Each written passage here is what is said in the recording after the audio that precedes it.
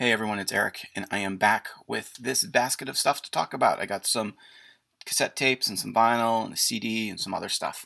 So, let's start though, and I didn't prep this right, with just a minute to talk about Chris Cornell.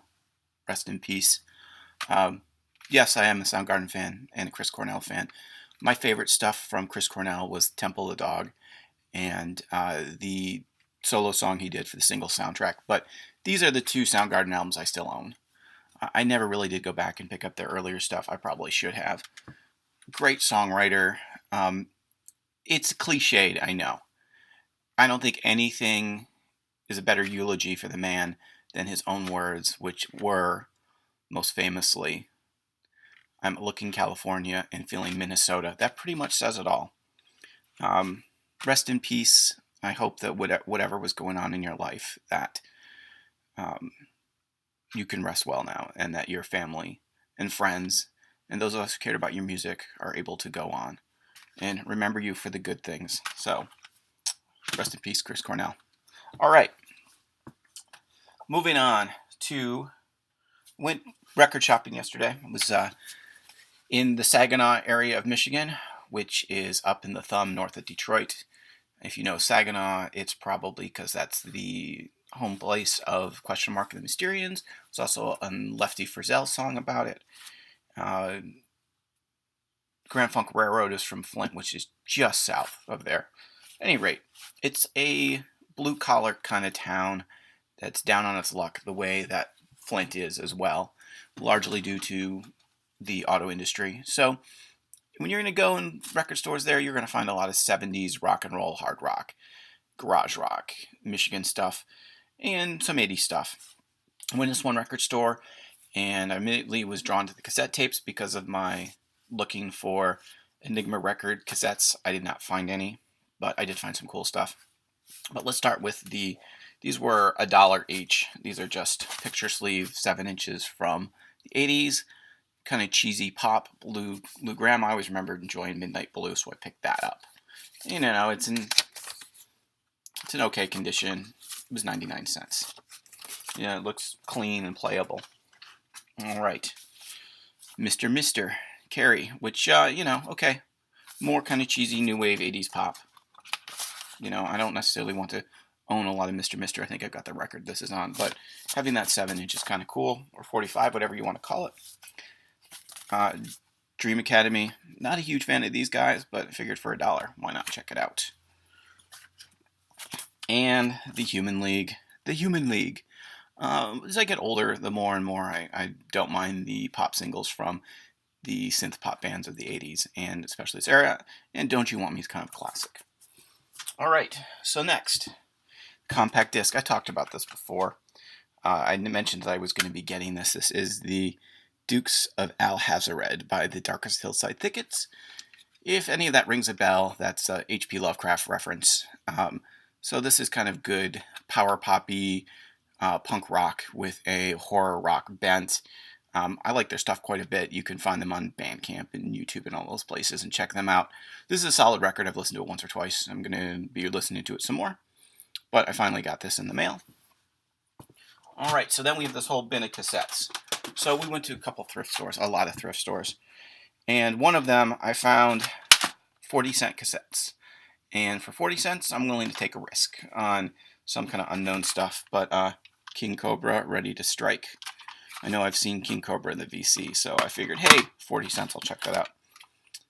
Kicks. This one's Hot Wire. I was kind of like their single, what was it? I don't remember if it's on here. It doesn't look like it is. At any rate, people spoken well of them, so I figured I'd check that out. I got some country ones. Lyle Lovett. I need to replace this cassette case. You can see it's kind of melted. The cassette looks clean and fine. But Lyle Lovett, figured, hey, why not? And then Rodney Crowell. A little more 80s country stuff. This is from 88. So 40 cents, why not? So I got those at a thrift store. And I got a bunch of cassettes at a shop that I got the 45 singles at, including one that I used to own and sold years ago. Got this for a couple bucks. Queensryche Warning. It's one of my favorite Queensryche records. I like it more and more as time goes on.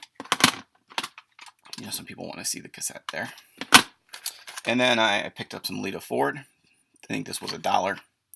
Figured why not. What else I got here? Smithereens. One I don't have. This is one of the Capitol ones. Not one of the ones that was on Enigma or the Enigma subsidiaries. Alright, so then these ones cost a little bit more, and so did the Queensryche, but I figured, why not? So I don't actually have any Wasp in my collection, so I picked this one up. I've not had a chance to check these out yet or listen to them. I figure for $3 that even if they're not in good condition, the J cards are probably worth having. I've been meaning to get some Dio, because I don't really have any Dio in my collection, so Holy Diver, of course. I knew where to start with that one. One of my favorite albums of the 90s that people don't know about. One of the bands that is the most odd. And to show you, their stuff is all right. Come on, where's the D's? It's all up here. I've got all of this right here. All of that. That's all Deadbolt. And this is their, in my opinion, their best album, Tijuana Hit Squad. This is an advanced cassette that I got for a couple bucks. Looks virtually unplayed. Really cool, swampy, reverby, kind of slow, Link Ray-ish kind of horror stuff. And then finally, I got this for $1. I have 2 copies of the LP. I've got the CD. I've got the DVD. And yesterday when I got home in the mail, I got the Blu-ray. If you don't know Streets of Fire, it's Walter Hill's great neo-Western 50s style rock fable.